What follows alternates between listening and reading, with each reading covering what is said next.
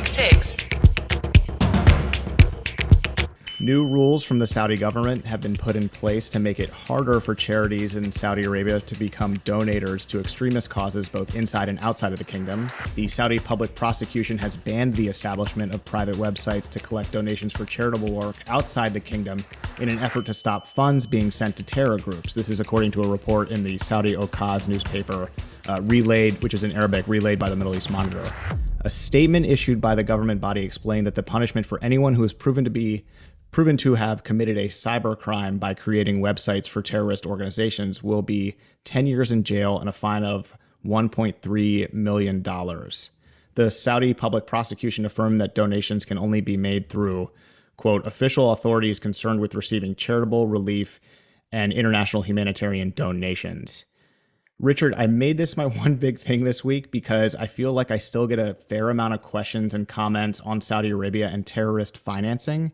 And it's not just sort of hoi polloi haranguing, it's genuine interest.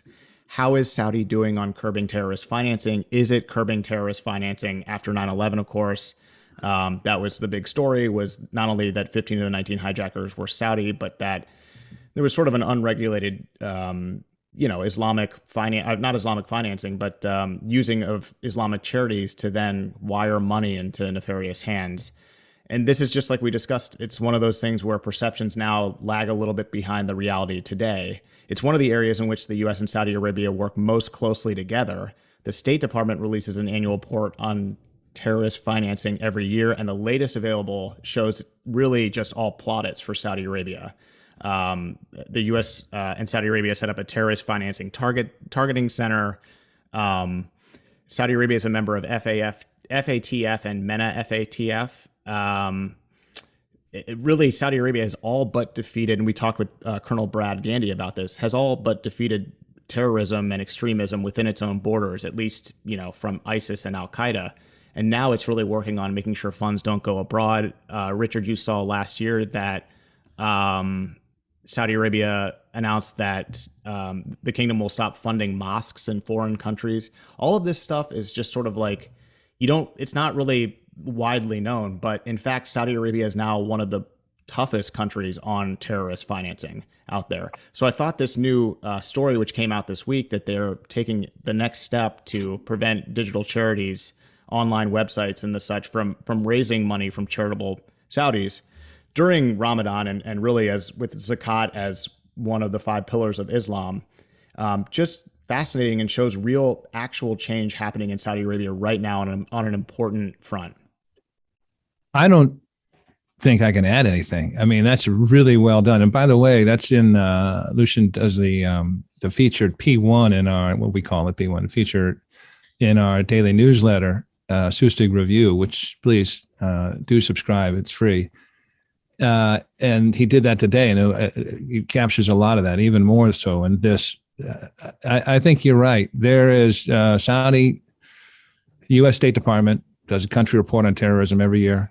Saudi Arabia for a long time has come up as a cooperative, supportive, deeply involved member of the global community, as a member, as you say, Financial Asset Action Task Force, as a member of the MENA Financial Asset Action Task Force, one of the founders of the Terrorist Financing Targeting Center. They're the ones who actually suggested it. It's based in Riyadh. It works closely with this was founded in 2017, works closely with the U.S. And this is not, as you reference zakat, you reference Ramadan. So the act of giving is a fundamentally important part, charity, a fundamentally important part of being a Muslim. And for so many years, these were given, to organizations all over. Any organization would come to Saudi Arabia or make an appeal, and the problem was you really didn't know where that money went after you gave it. A lot of times you didn't know where the money went, and in many cases the money was used nefariously. On top of that, there were also some Saudi donors who were actively involved in trying to support these terrorist groups over time. And Saudi Arabia has just really aggressively and comprehensively addressed this issue. And I think it's interesting, sort of during Ramadan, there was there's an organized public official campaign, the Saudi Arabia's National Campaign for Charitable Work, Ehsan. And during Ramadan, it does a campaign to raise charity funds. Again, it's shutting down illegal, unauthorized avenues in terms of giving. And at the same time, it's creating easily accessible, public endorsed, easily monitored vehicles for charitable giving. So Ihsan, they raised $500 million in donations, in the first 9 days of Ramadan. And this will go, from 24 million transactions, and it will benefit, according to the report, over 4.5 million people. So it's shutting down the avenues on one side, has been, and is in very good position with regard to the U.S. counterterrorism reports, and also giving charitable Saudis useful and easily access vehicles to perform a charitable act, which Muslims really feel very good and compelled to do. We talk a lot about mutually aligned interests. This is not the United States telling Saudi Arabia, you have to do this. This is Saudi Arabia doing it because it benefits Saudi Arabia. Another reason why America should continue to support and invest in Vision 2030. It's the best tool Saudi has at countering extremism. Bored Saudis are not joining extremist groups as they did before economic and social reforms. There's stuff to do at home. There's a chance for them to fit into society, build a life and family. But Saudi Arabia is really doing this, I think, and this is just my opinion, but they're doing it because these charities that were unregulated and sent money abroad eventually finance Saudi Arabia's enemies. I mean, they're doing it out of their own interests, not because we're telling them to do it. And this is just one of those areas where, there's a lot of media coverage over the Biden snub and the, and oil and stuff. But no matter what, this is not changing. This is just getting stronger.